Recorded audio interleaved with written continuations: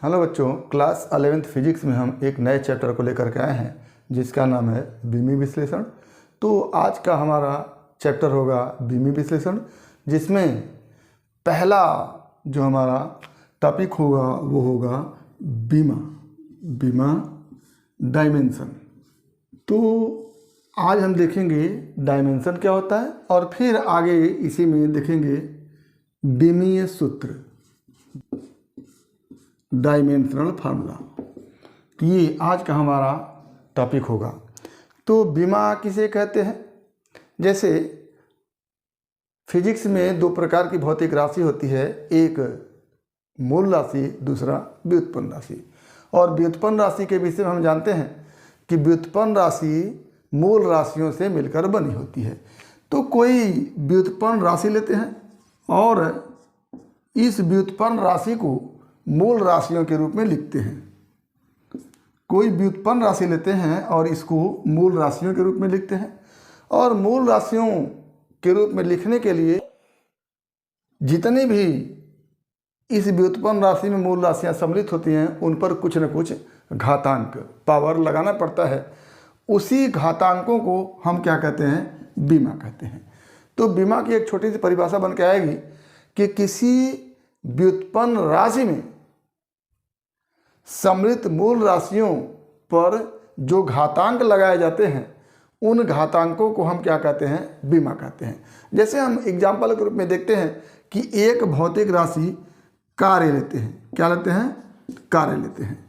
कार्य क्या है? ये एक व्युत्पन्न राशि है और इस व्युत्पन्न राशि को हम देखेंगे कि इसमें कौन कौन सी मूल राशि सम्मिलित है और इन मूल राशियों का पर पावर लगा करके हम इस व्युत्पन्न राशि को प्रेजेंट करेंगे। तो जैसे आप इस कार्य में कितनी मूल राशियां सम्मिलित है उसको देखने के लिए कार्य का फॉर्मूला लिखेंगे। तो क्या लिखेंगे? कार्य बराबर बल गुणे विस्थापन। अब देखिएगा, विस्थापन एक तरह से दूरी है, लंबाई है। तो ये तो हमारी मूल राशि हो गई, लेकिन ये बल अभी व्युत्पन्न राशि है, जबकि हमको कार्य को मूल राशि के रूप में व्यक्त करना है। तो बल को भी हम तोड़ेंगे। तो ये बल क्या बन जाएगा? द्रव्यमान गुणे त्वरण। ये बल हो गया और इसके बाद गुणे विस्थापन है, ये हो गया। फिर हम बता रहे हैं कि विस्थापन तो अपने आप में मूल राशि है, क्योंकि विस्थापन हो या दूरी हो या लंबाई हो, इसको हम मूल राशि के रूप में देखते हैं। यहाँ पर द्रव्यमान भी क्या है? मूल राशि है। 7 मूल राशियों को आप देखेंगे तो उसमें एक द्रव्यमान है जो मूल राशि है और एक लंबाई है जिसको यहाँ पर हम विस्थापन के रूप में देख रहे हैं, ये भी मूल राशि है। अभी ये त्वरण इन 7 मूल राशियों में नहीं है, तो त्वरण को भी हम मूल राशियों में बदलने का प्रयास करेंगे। तो आगे क्या लिखेंगे? द्रव्यमान गुणे त्वरण को आप लिखते हो वेग परिवर्तन बटा समय, और गुणे यहां पर विस्थापन फिर बना हुआ है, विस्थापन। अब यहां पर देखिएगा, इसको लिख सकते हैं आप कार्य बराबर, ये कार्य बराबर द्रव्यमान गुणे, ये समय को ऊपर ले जाए तो समय का इन्वर्स, उसके बाद विस्थापन गुणे वेग परिवर्तन, ये इतना हो गया। अब फिर इसको चेक करते हैं तो द्रव्यमान मूल राशियों में है, समय भी 7 मूल राशियों में है, विस्थापन को जिसको हम दूरी लिख सकते हैं या लंबाई लिख सकते हैं, ये भी मूल राशि है, लेकिन वेग परिवर्तन अभी मूल राशि नहीं है। तो वेग परिवर्तन एक तरह से यहाँ पर लिखेंगे, वेग परिवर्तन भी एक प्रकार का वेग ही होगा, तो वेग के रूप में इसको लिखेंगे। तो अब फिर क्या करेंगे? कार्य बराबर द्रव्यमान गुणे समय पर पावर -1 करेंगे, क्योंकि समय यहाँ नीचे था तो ऊपर ले गए तो -1 पावर लगा देंगे। गुणे यहाँ पर हम विस्थापन को लंबाई लिख सकते हैं, तो लंबाई लिख लेते हैं, और ये गुणे वेग परिवर्तन को हम वेग ही लिख सकते हैं, वेग लिख सकते हैं। अब इस वेग को देखेंगे तो ये भी 7 मूल राशियों में नहीं है। अब इस वेग को भी हम बदलने का प्रयास करेंगे। तो फिर क्या लिखेंगे, कार्य बराबर द्रव्यमान गुणे समय पर पावर -1 गुणे लंबाई गुणे वेग को हम लिखते हैं विस्थापन बटे समय, विस्थापन बटा समय। फिर ये विस्थापन क्या हो गया, विस्थापन हो, लंबाई हो या दूरी हो, सब एक ही चीज़ है एक तरह से यहाँ पर। तो विस्थापन को फिर हम लंबाई लिख लेते हैं। तो क्या हो जाता है यहाँ से, अब कार्य बराबर द्रव्यमान गुणे समय पर -1 पावर था, फिर नीचे से एक समय और ऊपर जाएगा तो एक -1 और हो जाएगा। तो क्या हो जाएगा, समय पर -2 हो गया, एक ये था एक यहाँ से जुड़ गया, अगुड़े लंबाई एक था और विस्थापन को फिर लंबाई लिख देंगे, लंबाई, ये विस्थापन यहाँ पर लंबाई बन गया। अब क्या बचा आपके सामने, फिर ये कार्य बराबर लिखेंगे द्रव्यमान गुणे लंबाई 2 बार हो गया, तो लंबाई का वर्ग गुणे समय पर पावर -2। ये हो गया हमारा कार्य बराबर द्रव्यमान भी मूल राशि हो गया, लंबाई भी मूल राशि हो गया, समय भी मूल राशि हो गया। अब ये कार्य मूल राशियों के रूप में व्यक्त हो गया। अब हम देखते हैं कि ये कार्य बराबर जो हम मूल राशियों के रूप में लिखे हैं, तो मूल राशियों पर पावर क्या हो सकता है। तो क्या लिखेंगे, कार्य बराबर द्रव्यमान पर पावर 1 गुणे लंबाई पर पावर 2 गुणे समय पे पावर -2। ये हो गया। तो एक द्रव्यमान पर पावर 1 है, लंबाई पर पावर 2 है और समय पर पावर -2 है। तो ये जो 1 होगा और जो 2 होगा और जो -2 होगा, ये क्या हो जाएगा, इस कार्य की बीमा हो जाएगी। क्या हो जाएगी, कार्य की बीमा।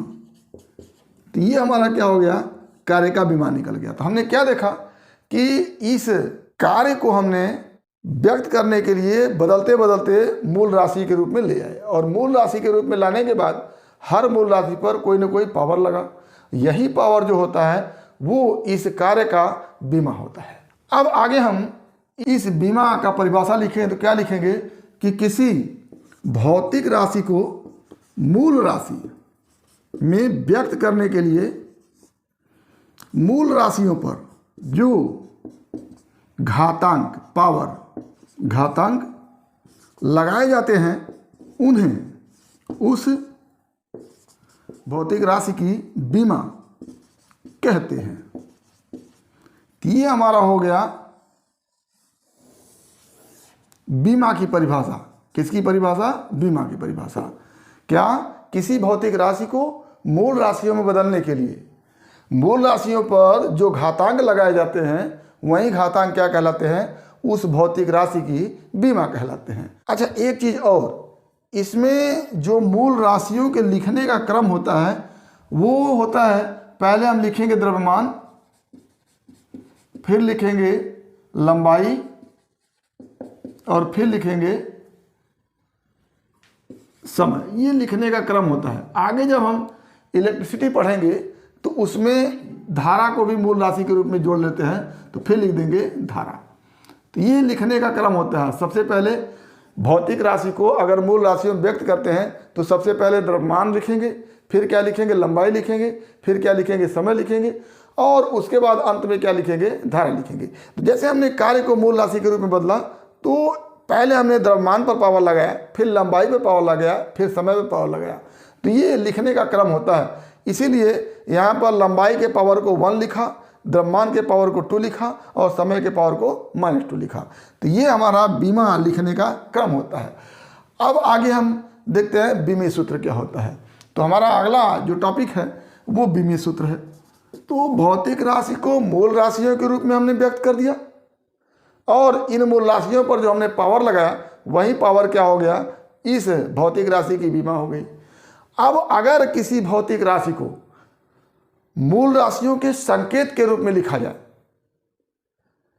तो और उस संकेतों पर पावर लगा करके फार्मूला बना दिया जाए तो वो फार्मूला जो होता है वो बीमी सूत्र होता है। जैसे अब कार्य को हमने मूल राशि के रूप में लिख लिया और मूल राशियों का हम संकेत बना लें तो क्या हो जाएगा, मूल राशियों के संकेत द्रव्यमान को m से लिखेंगे और लंबाई को l से लिखेंगे और समय को t से लिखेंगे।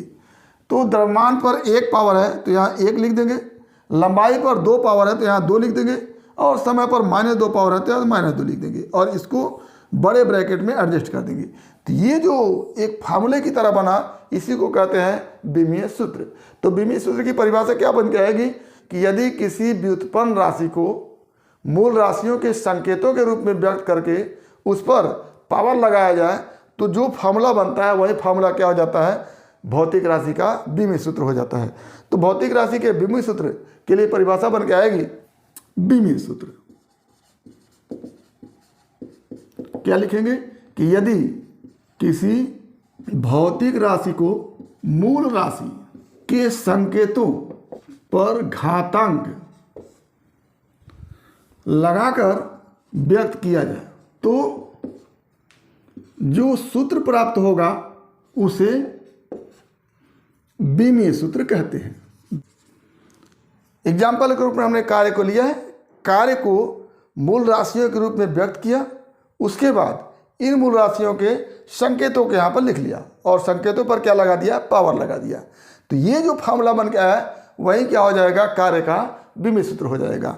एक उदाहरण और लेते हैं, जैसे हमको बल की विमा निकालनी हो और बल का बीमीय सूत्र निकालना हो तो क्या करेंगे, बल का विमा एवं बल का बीमीय सूत्र निकालने के लिए पहले हम बल के लिए फार्मूला लिखेंगे। तो बल बराबर क्या लिखते हैं, द्रव्यमान गुणे त्वरण। अब हम देख रहे हैं कि द्रव्यमान यहाँ मूल राशि है तो द्रव्यमान को ऐसे छोड़ देते हैं, द्रव्यमान गुणे त्वरण को, ये त्वरण मूल राशि नहीं है, त्वरण व्युत्पन्न राशि है तो इसका फार्मूला फिर लिखते हैं। क्या लिखेंगे, वेग परिवर्तन बटा समय। अब यहाँ पर द्रव्यमान और समय मूल राशि है तो इसको एक साथ रखते हैं, द्रव्यमान गुणे समय पर पावर -1, समय पर पावर -1। अब गुणे क्या बचा, वेग परिवर्तन, ये समय ऊपर जाएगा तो पावर -1 हो जाएगा, वेग परिवर्तन। और बीमा एवं बीमीय सूत्र निकालने के लिए वेग परिवर्तन को वेग कह सकते हैं। ठीक, तो क्या हो जाता है यहाँ पर, द्रव्यमान मूल राशि गुणे समय पर -1, मूल राशि गुणे वेग परिवर्तन को वेग लिखेंगे और वेग को लिखेंगे, वेग परिवर्तन को वेग लिखा और वेग को लिखेंगे विस्थापन बटे समय, विस्थापन बटे समय। तो यहाँ से हो जाता है विस्थापन बटा समय। अब फिर ये समय नीचे आया, ऊपर ले जाएंगे तो -1 पावर कितना हो जाएगा, -2 हो जाएगा। क्या लिखेंगे, द्रव्यमान गुणे समय पर पावर -2 गुणे विस्थापन। विस्थापन को इसके पहले हम बताएं कि आप दूरी भी लिख सकते हैं और लंबाई भी लिख सकते हैं। तो जब इसको हम दूरी लिखें या फिर लंबाई लिखें तो लंबाई क्या है, मूल राशि है, तो इसको हम लिख देते हैं लंबाई। अब देखिएगा, द्रव्यमान भी मूल राशि है, समय भी मूल राशि है और लंबाई भी मूल राशि है, लेकिन इसके लिखने का क्रम क्या होता है, पहले हम लिखते हैं द्रव्यमान, फिर क्या लिखते हैं लंबाई, फिर क्या लिखते हैं समय, और सब पर पावर लगाते हैं। द्रव्यमान पावर 1 होगा, लंबाई पे पावर भी 1 हो गया, समय पे पावर -2 होगा। अब यहाँ से अगर बीमीय सूत्र निकालना हो तो बीमीय सूत्र में द्रव्यमान को m संकेत से लिखेंगे और पावर 1 लगा देंगे, लंबाई को l संकेत से लिखेंगे, पावर 1 लगा देंगे और समय को t संकेत से लिखेंगे, पावर 2 लगा देंगे और इसको बड़े ब्रैकेट में चेंज कर देंगे। तो ये हमारा हो जाता है बीमीय सूत्र, बीमीय सूत्र। और आगे अगर बीमा देखना है तो मूल राशि पे जो घातांक लगा है 1, जो घातांक लगा है 1 और जो घातांक लगा है -2, तो बीमा क्या हो जाएगी, बीमा बराबर 1, 1 और -2। तो ये हो गया हमारा बीमा और ये हो गया बीमीय सूत्र। तो इस तरह से हम किसी भौतिक राशि के बीमीय सूत्र को निकाल सकते हैं और बीमा को निकाल सकते हैं। तो बीमा की परिभाषा क्या बन के आती है कि किसी भी भौतिक राशि को मूल राशियों में व्यक्त करने के लिए मूल राशियों पर जो पावर लगाते हैं, जो घातांक लगाते हैं, वो घातांक क्या होता है, बीमा होता है। और बीमीय सूत्र की परिभाषा क्या लिखेंगे कि किसी भौतिक राशि को मूल राशियों के संकेतों के रूप में व्यक्त किया जाए और संकेतों सहित जो पावर लग के सूत्र बनता है वही सूत्र क्या हो जाता है, बीमित सूत्र हो जाता है। तो ये हमारा आज का टॉपिक रहा, बीमा एवं बीमित सूत्र। अगले टॉपिक में हम देखेंगे इस बीमित सूत्र का उपयोग कहाँ कहाँ करते हैं। तो अगला हमारा टॉपिक होगा बीमित सूत्र का उपयोग। उम्मीद करते हैं कि टॉपिक आपको समझ में आया होगा। अगर इसमें किसी प्रकार की समस्या है तो आप हमारे YouTube चैनल के कमेंट बॉक्स में कमेंट करके अपनी समस्या का समाधान करेंगे। और यदि वीडियो क्लिप पसंद आए तो प्लीज़ लाइक करेंगे, शेयर करेंगे, साथ ही हमारे YouTube चैनल को सब्सक्राइब अवश्य करेंगे ताकि हमारे द्वारा दिए गए हर वीडियो क्लिप का नोटिफिकेशन आपको मिलता रहे। तो आज बस इतना ही। अगला टॉपिक अगले वीडियो क्लिप में। एक बार फिर आपके भविष्य के लिए बेस्ट ऑफ लक। धन्यवाद।